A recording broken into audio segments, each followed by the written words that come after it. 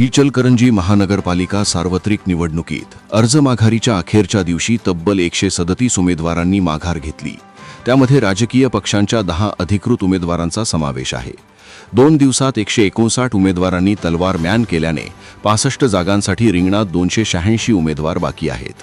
भाजपच्या अनेक इच्छुक नाराज बंडखोरांना रिंगणात उतरण्यापासून रोखण्यात स्थानिक नेत्यांना यश आले, तर अनेक उमेदवारांनी आर्थिक आमिषाला बळी न पडता चक्क कोटीच्या कोटी उड्डाणे लाथाडली। इचलकरंजी महानगरपालिकेच्या 65 जागांसाठी तब्बल 456 उमेदवारी अर्ज दाखल झाले होते।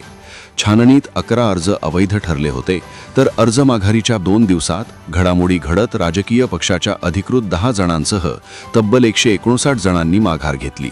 त्यामध्ये अमित गाताडे, उमा गौड, संगीता निमळे, बादल शेख, सुनीता आवळे, संध्या बनसोडे, सोहेल पटेल, वाजिद सावनुरे, रोहिणी गेजगे यांचा समावेश आहे। अर्ज माघारीनंतर बहुतांश ठिकाणी बहुरंगी लढतीचे स्पष्ट झाले आहे। इच्छुक उमेदवारांना अर्ज माघार घेण्यासाठी आमिषे दाखवत आपली जागा बिनविरोध करण्याचे प्रयत्न झाल्याचे समोर आले। काही जण याला बळी पडले, तर काहींनी अर्थपूर्ण उड्डाणे टाळली। त्यामध्ये शिवशाहू विकास आघाडीचा एकही उमेदवार आमिषाला बळी न पडल्याचे सांगत ऑफर नाकारणाऱ्यांचा सत्कार केला।